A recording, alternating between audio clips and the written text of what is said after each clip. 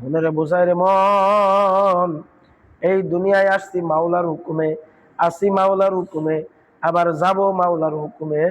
আল্লাহ কি নিয়ে রওনা দিলাম।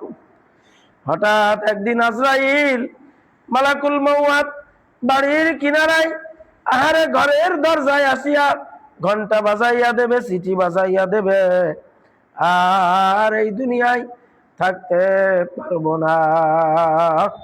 এ বাবারা খেয়াল করো, চক্ষু বন্ধ করিয়া দেখো, ওই যে আজরাইল, আহারে আল্লাহু আকবার আল্লাহ।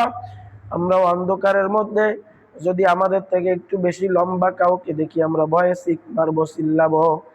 আল্লাহ 8-10 হাত লম্বা মানুষের মতো এরকম যদি কাউরে দেখি, আমরা ভয়ে চিক মারবো। আর আজরাইল আল্লাহ নাফরমানের রূহ নেওয়ার জন্য কি যে ভয়ঙ্কর আকৃতি ধারণ করিয়া আসবে।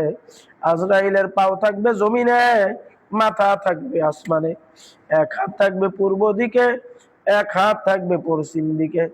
সমস্ত শরীরের আল্লাহু আকবার পশমের গুড়া দিয়ে আগুনের ঝিলকি বাইর হইতে থাকবে। আল্লাহ চক্ষু দুইটা বড় বড় দিঘির মতন হইয়া যাইবে। নাফরমান এই অবস্থা দেখার পরে আল্লাহু আকবার, কত সময় বেনামাজি গুনাহগার ভয়ে পায়খানা প্রস্রাব পর্যন্ত করিয়া দেয়। আল্লাহ কি উপায় হবে। আজরাইল নাফরমানের শরীরের উপরে থাবা মারিয়া রূহটা যখন বাহির করবে, নাফরমানের কলিজার রড পর্যন্ত ছিড়িয়া যাইবে। আল্লাহ রূহটা নিয়া আল্লাহ সিজ্জিন নামক জায়গায় জাহান্নামের মধ্যে রাখবে। আল্লাহ, এ বাবারা, এ আমার ভাইরা, বাবারা, এ ছোট বাচ্চারা, ওই দেখো আজরাইল আসিয়া আহারে রুহুটা নিয়া শরীর থেকে রুহুটা আলাদা করিয়া ফেলাইল। শরীরটা একেবারে অসাড় হইয়া পড়িয়া রইল। ফজরের আজানের সময় হইয়া গেছে। একজন গায়ে হাত দিয়া ডাক দেবে, ওঠো ওঠো, নামাজের সময় হইয়া গেছে, উঠিয়া পড়ো। গায়ে হাত দিয়া দেখদার আব্দুর রহমান নাই, আর আরব আলী নাই, আর ফরহাদ নাই।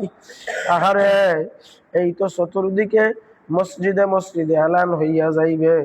লোকেরা দৌড়া দৌড়ি করিয়া আসিয়া ঘর থেকে বাহির করিয়া কাঞ্চি তলাই নিয়া মশারি টানাইয়া, চতুর্দিকে মশারি টানাইয়া আহারে শরীর থেকে জামাগুলা বেলেট দিয়া কাটিয়া কাটিয়া আল্লাহু আকবার গরম পানি দিয়া এই গরমের মধ্যে গোসল করাইয়া আল্লাহ সাদা কাপড়ের প্যাকিং করিয়া 3 বাদনের আসামি বানাইল।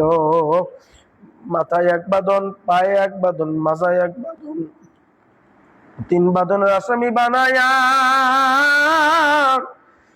আল্লাহ মসজিদ থেকে পালকিটা নিয়ে যাইয়া ওই যে খাটিয়া নামক পালকির মধ্যে রাখিয়া মাথার কাছে একজন বসিয়া মাঝে মাঝে যারা আসবে তাদেরকে দেখাইবে, এইবার দেখো আমাকে তোমাকে কেমন দেখা যায়। ওই যে তোমাকে আমাকে আহারে মসজিদ থেকে নেওয়ার জন্য লোকজন চলিয়া যাইবে, খবর পাঠাবে জানাজার জন্য, তাড়াতাড়ি লাশ নিয়ে আসো। এখন তোমাকে আমাকে মসজিদের সামনে আনিয়া রাখবে। ইমাম সাহেব মুসল্লি নামাজ পড়িয়া আসিয়া জীবনের তরে শেষ নামাজ পড়াইয়া কবরের দিকে নিয়ে রওনা করবে। আমতলায় বাসতলায় দুনিয়ার মানুষ কি যে নিষ্ঠুর।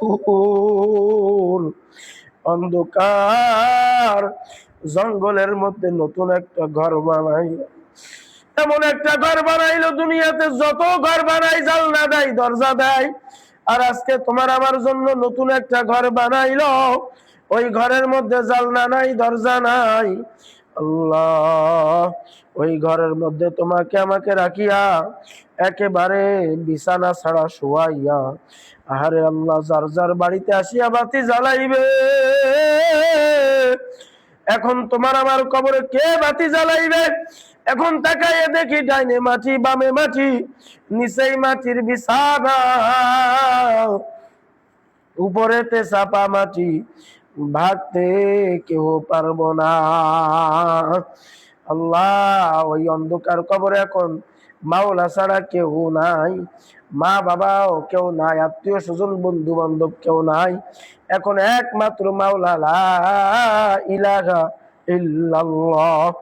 এই দুনিয়া থেকে যদি মাওলারে বুলাইয়া যাইতে পারি, ওই অন্ধকার কবরে মাওলাই তোমাকে আমাকে বলবে না। আহারে, এজন্য এই দুনিয়া থেকে মাওলারে বোলানোর দরকার।